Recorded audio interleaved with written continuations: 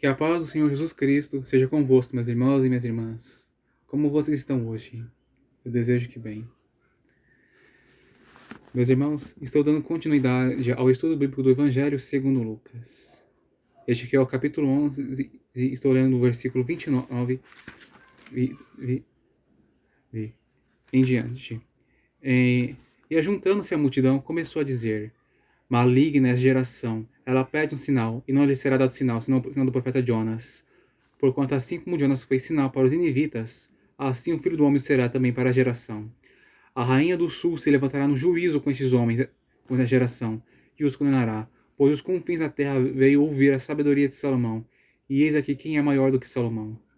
Os homens de Nínive se levantaram no juízo com a geração e a condenarão, pois se converteram com a pregação de Jonas, e eis aqui quem é maior do que Jonas. E ninguém, acendendo uma candeia, a põe em oculto, nem debaixo do alqueire, mas no velador, para que os que entram vejam a luz. A candeia do corpo é o olho. Sendo, pois, o teu olho simples, também todo o teu corpo será luminoso. Mas se for mau, também o teu corpo será tenebroso. Vê, pois, que a luz que em ti há não sejam trevas. Se, pois, todo o teu corpo é luminoso, não tem trevas parte alguma, todo será luminoso, como quando a candeia te ilumina com o seu resplendor.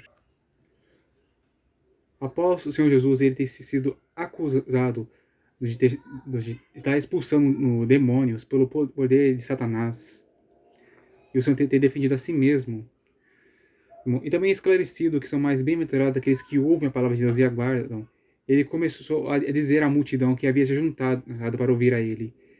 Ele a chamou de maligna. Né? Muitas daquelas pessoas que estavam ouvindo o Senhor Jesus eram pessoas más. Elas praticavam as obras. E também, elas não criam no Senhor Jesus Cristo, mesmo vivendo Ele, operar sinais e maravilhas. E também cumprir a lei e as profecias do Antigo Testamento, que falavam o que o Messias ele faria quando ele viesse ao mundo. Aquela geração ficava pedindo um sinal a ele. Se você é realmente o Cristo, se você é o que diz ser, então nos dê um sinal no céu. Faça chover, ou então faça as nuvens se abrirem ou se fecharem, ou faça o sol se escurecer. O Jesus, porém, ele não lhes fez o que eles queriam. Eles dariam um sinal, mas não aqueles que estavam lhe pedindo. O sinal que eles daria seria o sinal do profeta Jonas. Jonas, ele havia tentado fugir do chamado de Deus, fugir da ordem que lhe foi dada. Ele entrou num barco, mas ele foi expulso de lá pelos seus companheiros e lançado ao mar. E Deus teve misericórdia daquele profeta e enviou um peixe para engoli-lo. E Jonas ficou 3 dias dentro daquele peixe. E depois ele foi lançado à terra. O que o Senhor está querendo dizer é que, assim como Jonas, ele ficou 3 dias debaixo do ventre do peixe, e depois foi para Nínive, e serviu de sinal para os ninivitas, de que Deus era com ele, de que Jonas ele era um verdadeiro profeta. O Senhor Jesus ele ficaria 3 dias debaixo da terra. Acho que vai dizer, o espírito dele estaria debaixo da terra por 3 dias. E depois o Senhor Jesus ele ressuscitaria. E aí seria um sinal de que Jesus é o Cristo, o Filho de Deus. Porque ele morreu e ressuscitou. O Senhor ele venceu a morte. Algo que nenhum outro homem havia feito antes. O Senhor ele declarou o que acontecerá no dia do juízo. A rainha do sul e os homens de Nínive, eles se levantarão e condenarão a geração em que Cristo andou nessa terra. Por quê? Porque a rainha do sul, ela ouviu falar da sabedoria de Salomão, e ela veio de longe até aquele homem para ouvir as suas palavras de conhecimento e entendimento, que não vinham dele mesmo, mas de Deus. Pelo que entendo, houve judeus que estavam ouvindo a respeito de Jesus, mas não estavam buscando a ele, não estavam buscando ouvir a sua palavra. Mas havia estrangeiros, pessoas que realmente moravam em outros países, pessoas que pertenciam a outros povos, que estavam andando muito longe para se encontrar com o Senhor Jesus, porque criam nele, ele, e queriam segui-lo.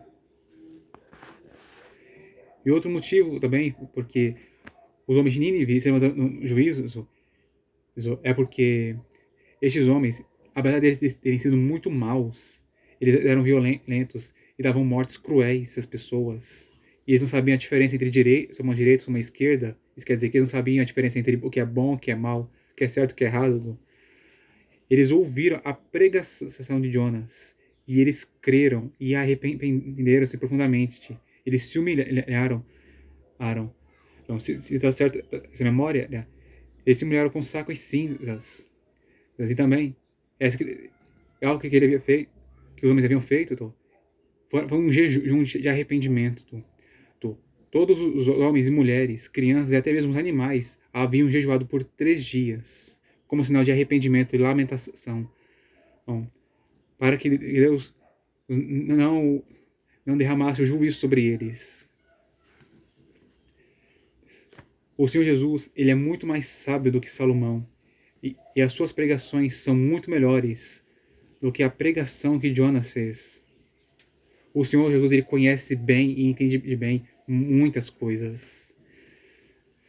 E também, ele operou milagres. E ele pregou com verdade, sabedoria, graça, amor, justiça e retidão. Bom, os homens da geração de Cristo seriam condenados. Por quê?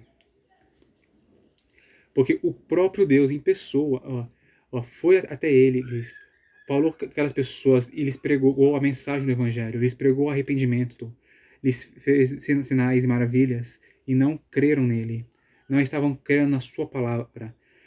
Antes insistiam em ficar lhe pedindo um sinal, ficar pedindo uma prova de que ele era realmente o que dizia ser. Eles dificultaram muitas coisas.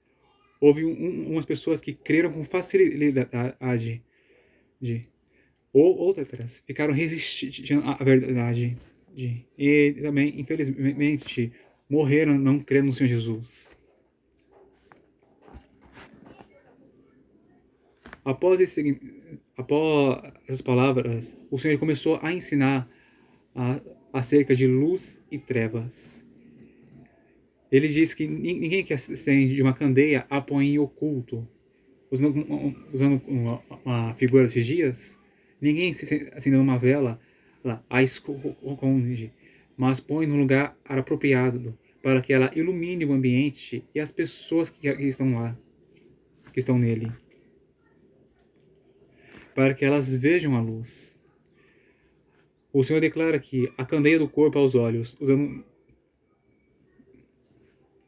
como uma outra figura a lâmpada.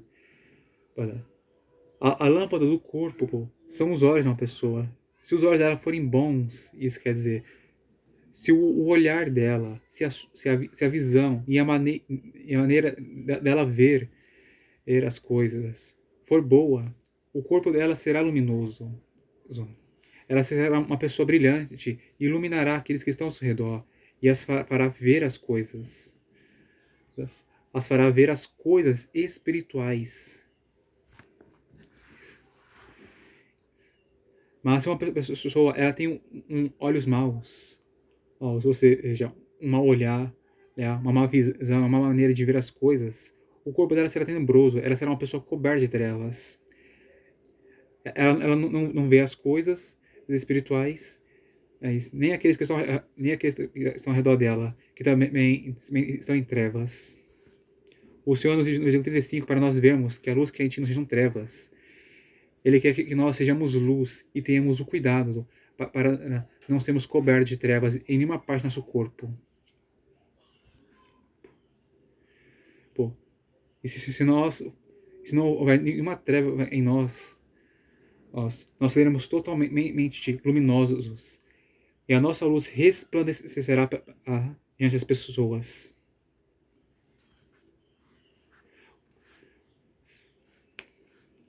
No versículo 37 em diante, o Senhor Jesus Cristo, ele começou Ele foi até a casa de um fariseu e começou a confrontar aqueles homens. Está escrito. E estando ele ainda falando, rogou-lhe um fariseu que fosse jantar com ele. E rogou-lhe entrar e assentou-se à mesa. Mas o fariseu admirou-se, vendo que não se lavaram antes de jantar. E o Senhor lhe disse: Agora vós, os fariseus, limpais o exterior do copo e do prato, mas o vosso interior está cheio de rapina e maldade. Loucos! Quem fez o exterior não fez também o interior? Antes da esmola do que tiverdes, e eis que tudo vos será limpo. Mas ai de vós, fariseus, que dizimais a hortelã e a arruda, e toda a hortaliça, e desprezais o juízo e o amor de Deus. Importava fazer essas coisas, e não deixar as outras. Ai de vós, fariseus, que amais os primeiros assentos nas sinagogas, e as saudações nas praças. Ai de vós, escribas e fariseus hipócritas, que sois como as sepulturas que não aparecem, e os homens que sobre elas andam não o sabem. E respondendo um dos doutores da lei, disse-lhes: Mestre, quando dizes isto, também nos afronta a nós. E ele disse: Ai de vós também, doutores da lei, que carregais os homens com cargas difíceis de transportar, e vós mesmos nem ainda com um dos vossos dedos tocais nessas cargas. Ai de vós que edificais os sepulcros dos profetas, e vossos pais os mataram. Bem testificais, pois, que concedis nas obras de vossos pais, porque eles os mataram e vós edificais seus sepulcros. Por isso diz também a sabedoria de Deus: Profetas e apóstolos lhes mandarei, e eles matarão uns e perseguirão outros, para que da geração seja requerido o sangue de todos os profetas que, desde a fundação do mundo, foi derramado, desde o sangue de Abel até o sangue de Zacarias, que foi morto entre o altar e o templo. Assim vos digo que será requerida a geração. Ai de vós, doutores da lei, que tirais a chave da ciência, vós mesmos não entrastes e impedistes os que entravam. E dizendo-lhes ele isto, começaram os escribas e os fariseus a apertá-lo fortemente e a fazê-lo falar acerca de muitas coisas, e armando-lhe ciladas e procurando apanhar da sua boca alguma coisa para o acusarem. Um fariseu, como foi dito aqui, ele convidou o Senhor Jesus para ir com ele jantar. O Senhor, ele aceitou e foi com aquele fariseu. E durante a janta, tá, o Senhor, ele havia comido sem lavar as mãos. E o fariseu ficou admirado ao ver isso, porque os religiosos naquela época tinham esse costume. Antes deles comerem, eles lavavam as suas mãos até o antebraço. Eles praticavam diversas rituais, diversas tradições que eram humanas, mas eles consideravam o mandamento de Deus. E por isso, se alguém não fizesse essas coisas, eles consideravam tal pessoa um pecador, um transgressor da lei de Deus. Quando aquele fariseu ficou se admirando, talvez pensando nisso, ele come sem lavar as mãos? Ele é realmente puro? Ele é santo mesmo? Este homem, ele é justo? Isso mesmo? Ele ficou, a estava se questionando se Jesus ele era o Messias, o Filho de Deus, porque ele não estava cumprindo tradições humanas que não eram obrigatórias. O Senhor, então, ele começou a denunciar e os pecados daqueles religiosos, também a repreender eles com dureza, porque aqueles homens, eles eram maus. Eles já haviam feito muito mal contra o seu próximo. No versículo 39, o Senhor ele mostra que aqueles homens se importavam demais com a sua aparência. Eles se preocupavam em parecerem santos, mas não em ser santos. Eles praticavam tomavam atitudes, eles diziam palavras, se vestiam de uma maneira que aqueles homens eles pareciam ser de Deus. Mas o interior deles não era assim. Exteriormente, eles pareciam homens santos, por causa de seus usos e costumes de vestimenta. Tá? Mas no interior deles havia roubo e maldade. Aqueles homens eles pensavam e desejavam cometer roubos. Eles roubavam as coisas de Deus.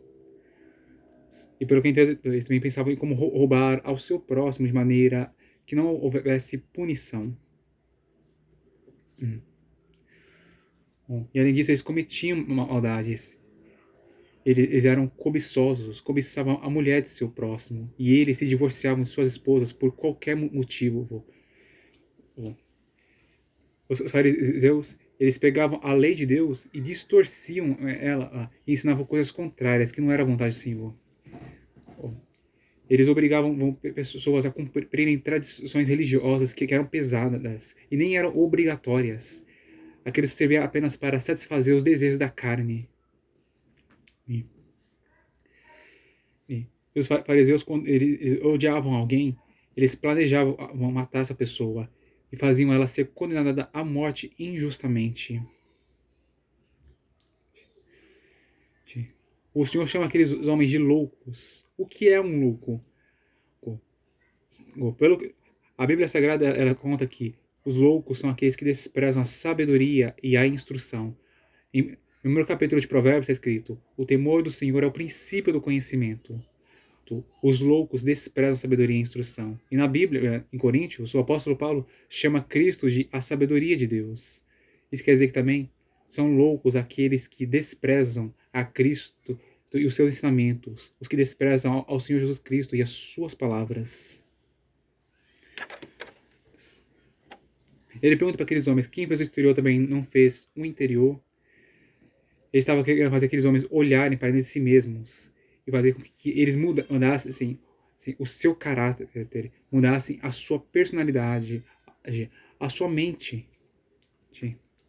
Diz para eles darem esmola do que tiverdes e tudo vos será limpo. No versículo 41, o Senhor diz para eles darem esmolas do que eles tiverem e eis que tudo deles seria limpo. Em meu entendimento, uma das principais coisas que fazia os fariseus se corromperem era a avareza, o amor ao dinheiro. Essa é uma das principais coisas que faziam eles cometerem maldades. Talvez eles que queriam status, posição, autoridade, importância, para terem mais dinheiro para si, para suprir suas próprias necessidades, também satisfazerem os seus próprios desejos.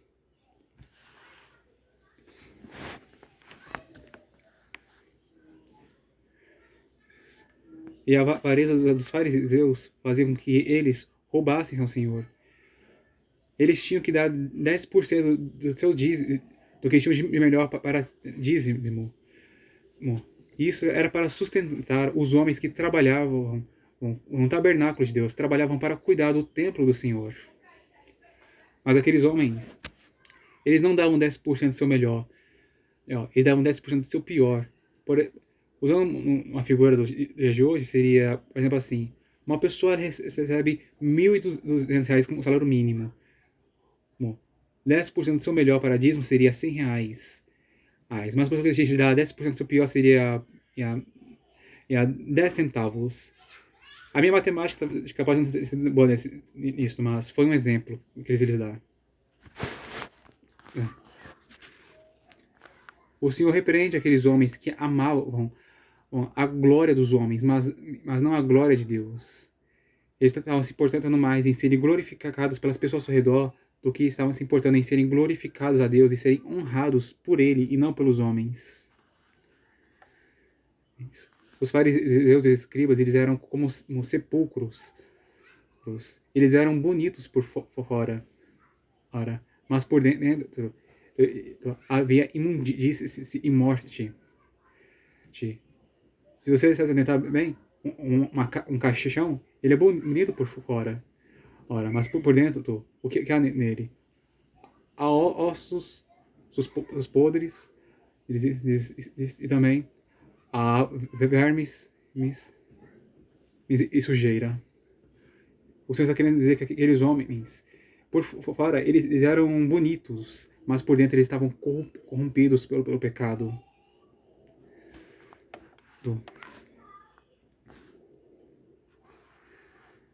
E as pessoas que estavam ao redor, elas não sabiam disso. Porque eles pareciam ser pessoas muito boas, mas elas não conseguiam ver o interior deles, que estavam cheios de maldade. Um dos doutores da lei, quando ouvia essas palavras do Senhor Jesus, disse para ele que isso estava afrontando a ele e o seu grupo também. Mas até mesmo os doutores da lei, eles foram repreendidos por Cristo. porque eles também estavam cometendo pecados graves.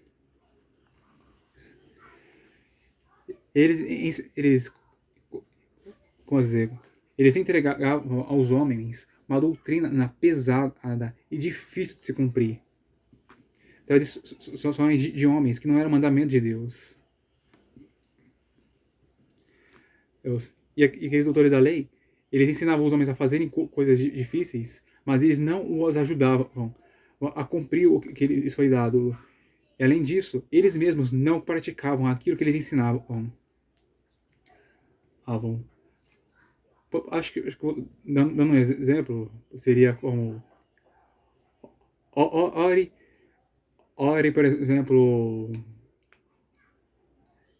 Eles não sei se eles faziam isso ou não, mas um exemplo. Ore 7 horas por dia. Mas então, mas os tais não oravam nem sequer 2 minutos. Este aqui é um exemplo. Se eles faziam isso, eu não sei. Mas esse aqui foi um exemplo de um ensinamento muito difícil de se praticar, mas a pessoa que ensina não a pratica. E o Senhor, ele repreende também aqueles que edificaram os sepulcros dos profetas. Os ancestrais dos fariseus, eles haviam perseguido os profetas do Senhor e os matado. E os seus descendentes, que são os fariseus, eles construíram túmulos para aqueles homens e os colocaram dentro. Eles estavam, de certa maneira, cooperando com seus pais. Os ancestrais deles mataram os profetas e eles estavam levando os corpos deles para a sepultura, para o túmulo. Ou seja, eles estavam concluindo o trabalho de seus pais, que era fazer morrer os santos profetas de Deus, que anunciavam a verdade e não a mentira.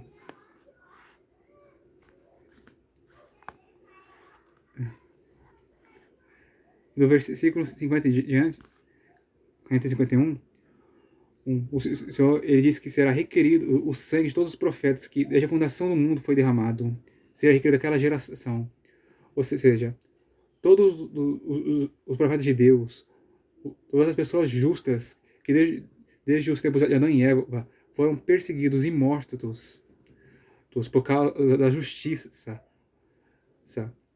Seria requerido o sangue daquelas pessoas. Seria requerido o sangue daquelas pessoas. Isso significa que os fariseus e aqueles que são semelhantes a eles, eles terão que pagar pela morte do santo do Senhor. Os fariseus que são semelhantes a eles pagarão por terem perseguido os escolhidos de Deus, e terem matado uns e tentado matar outros. E no versículo 52, o Senhor repreende outra vez os doutores da lei. Eles tiraram a chave da ciência e eles não entravam e impediam aqueles que estavam entrando. O Senhor está querendo dizer que os doutores da lei, eles privaram os homens do conhecimento de Deus. Eles privaram os homens do conhecimento das Sagradas Escrituras. Mas de que maneira? Pelo que entendo, eles não estavam deixando as pessoas elas conhecerem a verdade. Eles faziam elas conhecerem a verdade segundo a boca deles, mas não segundo o que a Bíblia estava dizendo. Não. Aqueles homens, eles impediam as pessoas, os homens e mulheres, de entrarem no reino de Deus. Eles não só as impediam de entrarem, como eles mesmos também não entravam lá.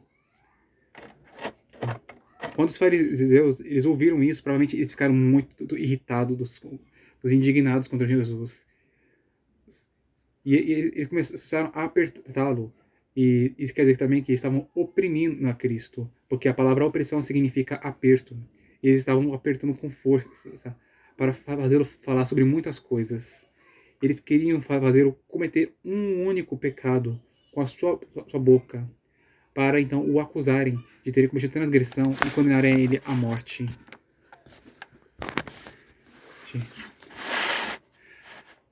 Mas como sempre, muitas vezes os fariseus eles se levantaram contra o Senhor Jesus Cristo para derrubá-lo. Mas o Senhor Jesus os venceu todas as vezes em que eles se levantaram contra ele.